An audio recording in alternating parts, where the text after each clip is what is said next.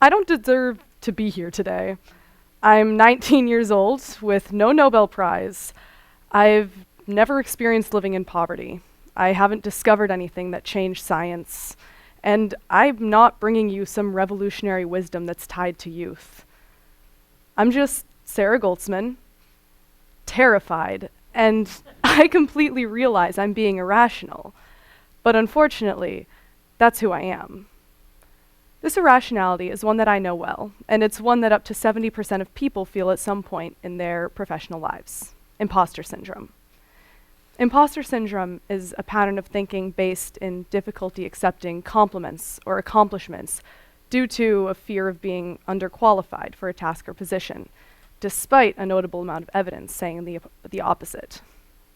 As I said, up to 70% of people feel this way. Not all of those are chronic incidences, but for something that so many people have felt, I've managed to make myself feel so alone in the mindset. In my own life, imposter syndrome has given me a fear of success as much as a fear of failure. Every success brings higher stakes when it comes, and every success feels like a kink in my armor that someone can poke through to find where I'm not deserving. I have more to lose when I'm found to be a fake. But failure means I'm right. It means that I'm incompetent and that everyone around me can see that. But it's also reassurance. Failure is my bottoming out, and there's nowhere to go but up. So I have two forces to fight with everything I do. Either risk being exposed to success, or risk letting myself down by failing. So I work.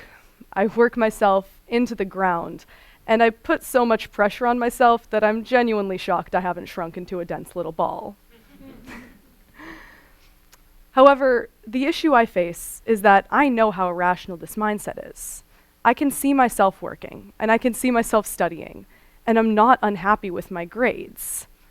Still, part of me is pleading my body to work more and to achieve more, to hold whatever it is that I'm holding up right now. And another part of me, the part that's been growing over the past few years, and the part giving this presentation today, is conscious of the fact that I work hard, and I study hard, and I give up free time in favor of productivity. Still, I never really know what side to trust. I walk a fine line between overworking, working well, and arrogance, and in the past couple of years, I've fallen in all three of those places. Arrogance is how I grew up. I didn't have to study to achieve through middle school and through most of high school. Grades just happened for me. So I came into high school with this smart kid mentality, and I hit a wall. I couldn't fake my way through English classes anymore. To most people, this means that I should start studying to improve my grades, but as any person in denial would do, I waited around for change while I didn't change my attitudes. I got a C+. Sorry, Mom. And I told myself that the key to my future success was now going to be knowing exactly what my shortcomings were. It was going to be never leaving anything up to luck and not letting arrogance get the best of me. So in the 3 years that followed in high school, I spent my time improving my time management skills and my study skills to make sure that didn't happen again. And by the end of high school, I was starting to regain the confidence I came in with. Until my senior year, when my mom received a personal phone call from my AP statistics teacher that said that I had failed our most recent test so bad that she would have fully believed I paid a student not enrolled in a statistics course to take it. That was me. And I remember just a couple years earlier when I told myself that I wouldn't let that happen again. Every trait of imposter syndrome I named earlier came into play, and for real this time, I thought that this mindset was going to be my forever. The real moment I knew I needed to change was last year in April, my freshman year here at NSU, and I was competing in the film festival with my short film masterpiece. Now, I spent all my free time on this film, and as I figured I would be on the day it was being presented, I was a bit of a mess. I went up to present my film, and when I sat down, I felt how red and hot my face got when I heard my own heard my own voice playing through the speakers and my own face through the projector. The award ceremony came around, and I was sitting by my best friend, my roommate, my coworkers, my competitors, and I didn't think I would win. I didn't think I would place. I accepted an award for my photography I had won a couple weeks prior and waited to cheer my best friend on with first place. But when they called second, her name in her documentary was called. So I waited to cheer on one of my coworkers for first place and once again was shocked to hear my own name instead. I went down and I accepted my award beaming. Another category was announced for any presentation that spoke of women's rights and empowerment, a special award by the American Association of University Women, a prize that I didn't know existed, so didn't know I qualified for. I was shocked to hear my own name called for the second time for my feminist film, and for the third time that day. But right off the bat, this time was different. Instead of being excited and still proud of my work, I felt the weight of seeing 90% of my social circle in the top corner of the auditorium, and I was mortified that I was shaking the hands of professors and accepting an award that I didn't earn in front of everyone I knew and more. The disconnect here, especially in hindsight, is so jarring. The logical part of me wants to go pick a fight with myself, and the anxious part of me is trying to reason, but it's the emotional equivalent of bargaining with a toddler. The anxious side of me is yelling, "Yes, you're right, you put in the work, but do you remember when your coworker said that you deserved second place instead of first?" Yes, you nervous idiot. I remember, but I also remember the blood and the sweat and the tears and the more tears that I put into this project. The only person trying to disenfranchise me was and is me. And only when that threatened to ruin the best day and month of my life did I realize that I couldn't keep letting that nervous mess, me, win. I had my first and favorite discussion on imposter syndrome a year earlier as a senior in high school with my best friend Jordan.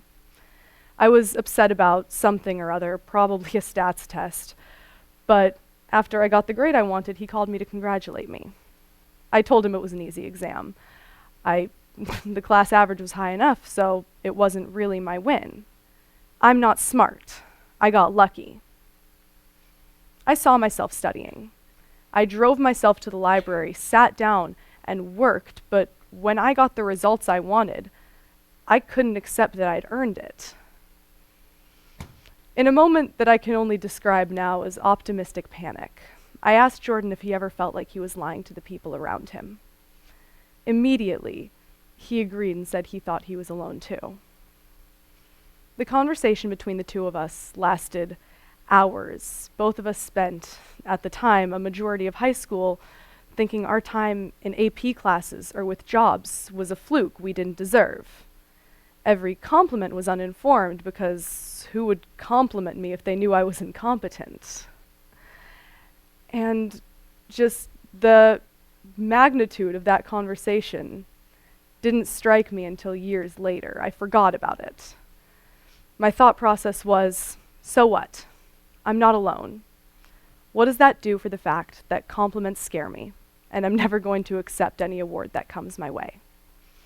But it changes absolutely everything. The way I talk to my best friend has always been, and if not, apologies Jordan, one where I try to acknowledge what he's done and what he should be proud of, and he does the same for me.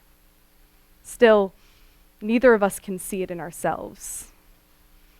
Now, I'm 1,200 miles from my hometown in Illinois, and I had maybe one accomplishment to my name there, and was pretty openly nervous all the time. I rebuilt myself here, in a different state, in a different region. I decided if I start acting like one facet of my personality, it'll become habit, and habits become attitudes. So I started acting like an accomplished person, whatever that is. But the difference is I talk about mental health and giving ourselves credit constantly. I don't brush off compliments anymore because one day, the acceptances will be ones I trust. Waiting for a cross-country move for fear or for convenience or for whatever I was afraid of was good enough, but it's putting a healthier way of thinking on hold. No chapter of your life starts when an otherworldly force writes it in. Take small steps in the life you lead now. Stop swatting away compliments or laughing nervously at them. More importantly, talk to the people you love. Talk to your best friend, your significant other, your parents, because there's a 7 in 10 chance they know exactly what you mean. And for anyone in the 30% out there, I hope you don't have to relate to this by any means. But remember, you're not alone. Talking about ourselves isn't selfish, and it isn't a bother. It's the revolution of turning mental health and self-acceptance into our daily routine instead of our secret.